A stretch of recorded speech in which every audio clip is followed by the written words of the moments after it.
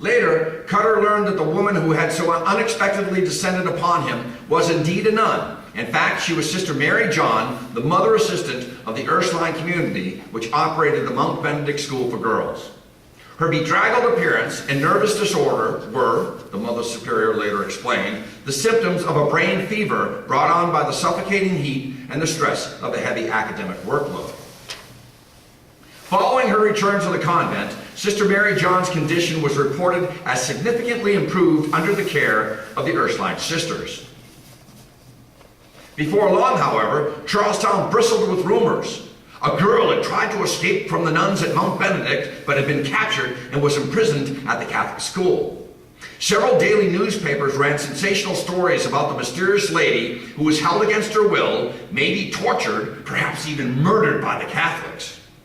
On August 8, 1834, the Boston Mercantile Journal, under the heading of Mysterious, ran the story of her alleged imprisonment. 3 days later, the same paper published a small retraction. The Bunker Hill Aurora says that the version we lately gave of the mysterious affair at Charlestown is materially incorrect. But it was too late. The flames of bigotry already had been kindled. At the time of the American Revolution, there were only about 100 Catholics in Boston. Predominantly French, Irish, or Spanish, they had no church organization or regular place of worship. Priests were transient, and it wasn't until 1790 that the Superior of Roman Catholic Missions in the United States ordered one of its ablest men, the Reverend John Thayer, a former Congregationalist minister, to strike northward from Baltimore for the hub of the Protestant universe, Boston. Services in Boston for the next decade were held in a rented Huguenot chapel, but it was not long before the Catholics outgrew their humble origins. They were skilled artisans and shrewd businessmen who adjusted well to the Protestant work ethic, and by the turn of the century they numbered around 1,200 and enjoyed two assets for continued success: influential friends and money.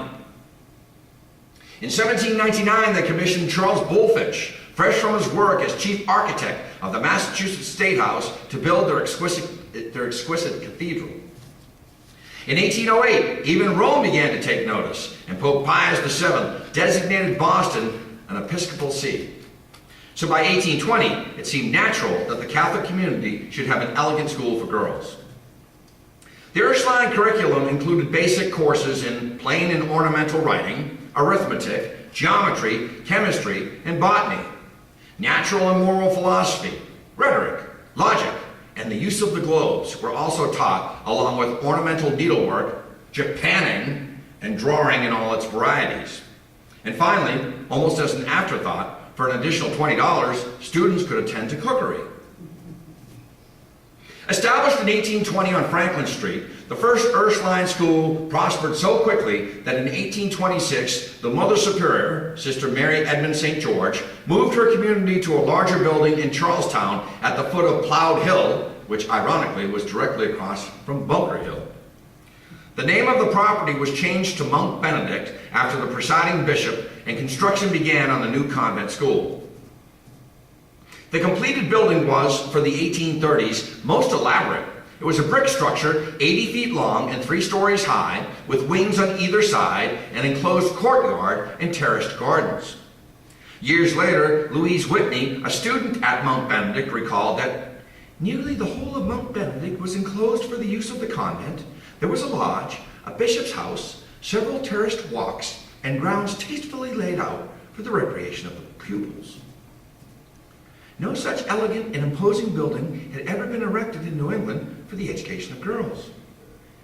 Picturesque on the summit of the hill, its many-windowed facade glowing in the light of the setting sun, it was a sightly object to the good citizens of Boston returning from their afternoon drive in the suburbs.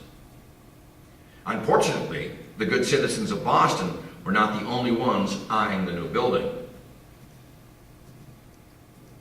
Where would that be today? Charlestown. No, what area of Charlestown? Directly across from Bunker Hill. The ground would later be leveled, so it's really not a hill. To the Protestant workers toiling throughout greater Boston, the hilltop edifice typified a religion whose presence signaled economic strife. They failed to distinguish between the small, affluent religious community that sponsored the convent and the masses of poor Irish Catholics now settling in Boston, willing to provide the cheap labor that threatened the livelihoods of thousands of Yankee workmen. By the 1830s, scuffles between Protestants and Catholics were commonplace. To make matters worse, the exotic quality of the building and the nuns who moved through it piqued local curiosity. Quote, "The whole establishment," said Louise Whitney, "was as foreign as the soil whereon it stood, as if, like Aladdin's palace, it had been wafted from Europe by the power of a magician." Although the school was run by Roman Catholics, fewer than 10 of the 50 to 60 students enrolled in 1834 were of the Catholic faith. The remaining majority were mostly daughters of upper-class Boston Protestants, cultured and successful parents who wanted more for their young women than the public schools then provided. For the first 150 years of Boston's existence, only boys were permitted to attend public schools. Girls were not admitted until 1790, and then only for 6 months a year. Thus, opposition to the convent school came, in part, from other Boston Protestants, and especially from conservative clergymen like the Reverend Lyman Beecher. He'll show up later. Beecher was convinced that the Romish heretics meant to subvert the United States government and deliver America squarely into the Pope's despotic hands. Diluting the cream of Protestant youth was the first step, and papist propagandists had gotten a foothold in, of all places, Boston, the bulwark of American Puritanism. Pulpits rang with clamorous accusations, and always there were the questions. Why were the Catholics meddling with our children? Why were they not uplifting their own miserable offspring from their own lamentable poverty? The Sisters of the Order of St. Ursula were primarily educators, and their mission in Boston was to provide a superior education for young women, whatever their religious denomination, whose parents could afford it. Few could have foreseen that by 1834, the Catholic population would increase tenfold to more than 20,000 souls.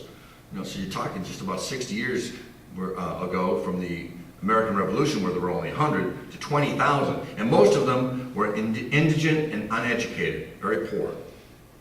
With their distinguished history of charitable works, it is likely that the Ursulines would have adjusted their mission to meet the growing social need, but they never really had that chance in Boston. The riot that broke out on the night of August 11, 1834, was precipitated by rumors of the mysterious lady, combined with tales of depravity and torture professed by a girl named Rebecca Teresa Reed, who claimed to have escaped from the convent in 1831. The workmen of Charlestown confused the mysterious lady with the young Rebecca, and the story became more fanciful and grotesque with each telling. On Sunday morning, August 10, 1834, placards were found posted in several parts of Boston saying, quote, "To the selectmen of Charlestown, gentlemen, it is currently reported that a mysterious affair has lately happened at the nunnery in Charlestown. Now it is your duty, gentlemen, to have this affair investigated immediately. If not, the truckmen of Boston will demolish the nunnery Thursday night, August 14th. Convinced that trouble was brewing, the selectmen enlisted Edward Cutter. He was the guy who had that nun first show up on his doorstep. And on Monday afternoon, they were permitted to inspect the convent.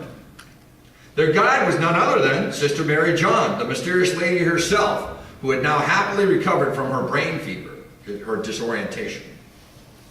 No dungeons, torture chambers, or improprieties of any kind were uncovered, and the selectmen went home to draft a statement assuring an aroused public that nothing unusual was going on at Mount Benedict. This statement was to appear in Tuesday morning's papers and might well have saved the convent, but even as the selectmen wrote, events overwhelmed them. The siege of Mount Benedict began around 8 p.m., some accounts have it beginning at 7:30 p.m., when a mob gathered at the front door of the convent, shouting for the release of the mysterious lady. At least part of the responsibility for what followed must be borne by the Mother Superior, a headstrong woman who did little to conceal her contempt for the workmen.